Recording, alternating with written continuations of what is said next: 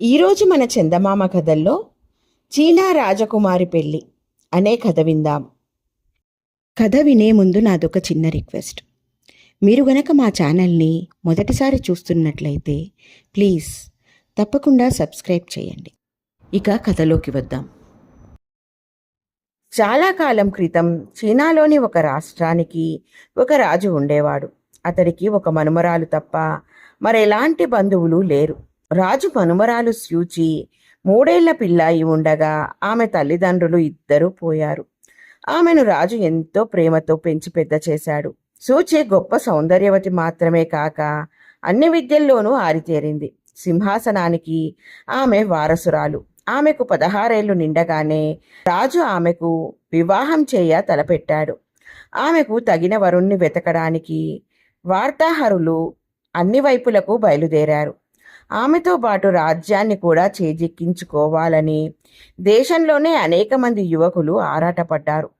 యువకులకు కఠినమైన పరీక్షలు పెట్టి సూచిని పెళ్లాడడానికి, తన అనంతరం రాజు కావడానికి తగిన వాణ్ణి నిర్ణయించాలని రాజు అభిప్రాయం.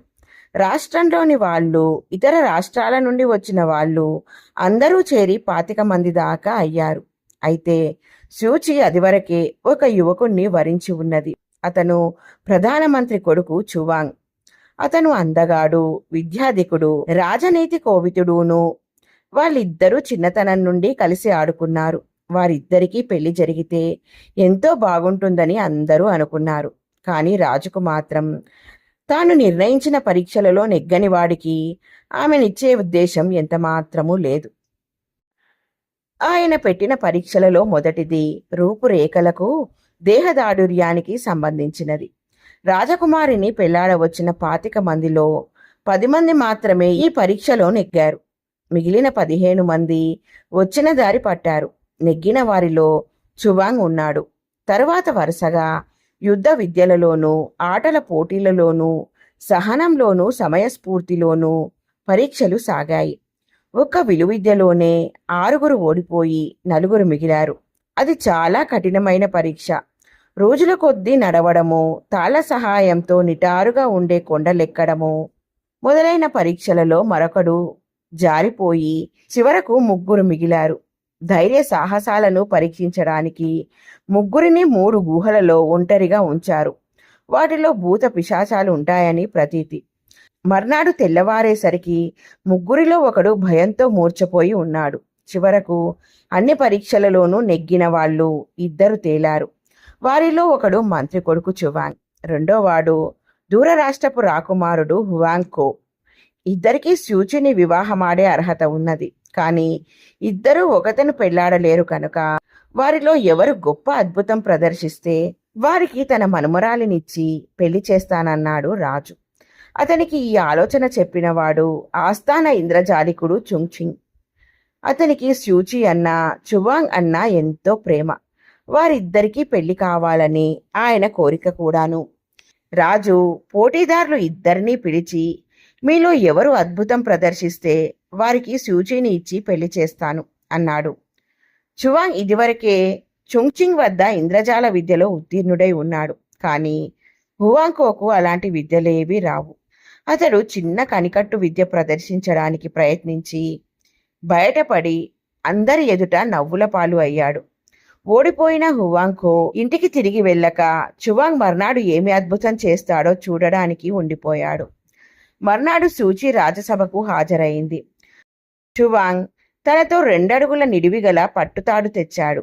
అతడు ఆ తాడు 2 చివరలు సూచి 2 చేతులకు కట్టాడు. అతడు ఆమెను ఒక మురుగు ఇయ్యమని అడిగాడు.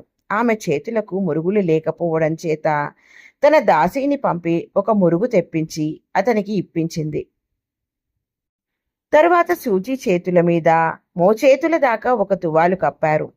చువాంగ్ తన చేతిలో ఉన్న మురుగును ఆస్థాన ఇంద్రజాలికుడికి ఇచ్చి దానిని బావిలో పడవేయమన్నాడు. చుంగ్చింగ్ కొందరిని వెంటబెట్టుకుని వెళ్ళి మురుగును బావిలో వేసి తిరిగి వచ్చాడు. అయ్యా, తమరు సూచి మురుగును బావిలో నిజంగా పడవేశారా అని చువాంగ్ చుంగ్చింగ్ను అడిగాడు. ఆయన అవునన్నట్లు తల ఆడించాడు. అది ఎలా సాధ్యం? నేను నిజంగా సూచిని పెళ్లాడాలని విధి నిర్ణయించి ఉన్న పక్షంలో ఆమె మురుగు ఆమె చేతికే ఉంటుంది. దయచేసి రాజుగారు ఆమె చేతుల మీద తువాలా తీస్తారా అన్నాడు చువాంగ్. తువ్వాలు తీసేసరికి సూచి మణికట్టులకు బంధించిన పట్టుతాడుకు మురుగు వేలాడుతూ కనిపించింది. ఇది చూసి అందరూ అద్భుతం చెందారు.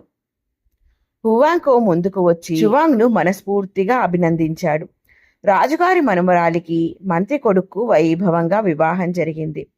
చువాంగ్ చేసిన అద్భుతంలో రహస్యం ఏమంటే అతను, సూచి, చుంగ్చింగ్ ముగ్గురూ కలిసి ఆడిన నాటకం.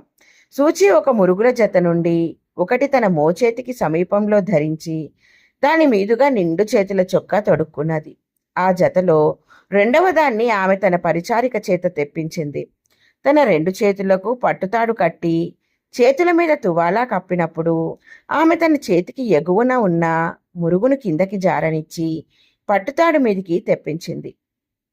ఇదే మంత్రి కొడుకు ప్రదర్శించిన మహత్తు.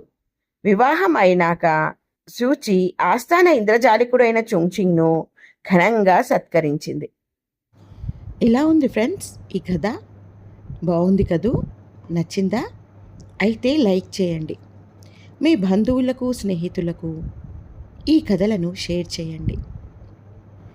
మరిన్ని మంచి మంచి కథల కోసం మా ఛానల్ను తప్పకుండా సబ్స్క్రైబ్ చేయండి. మరొక మంచి కథతో మళ్ళీ కలుద్దాం. ఉంటాను మరి.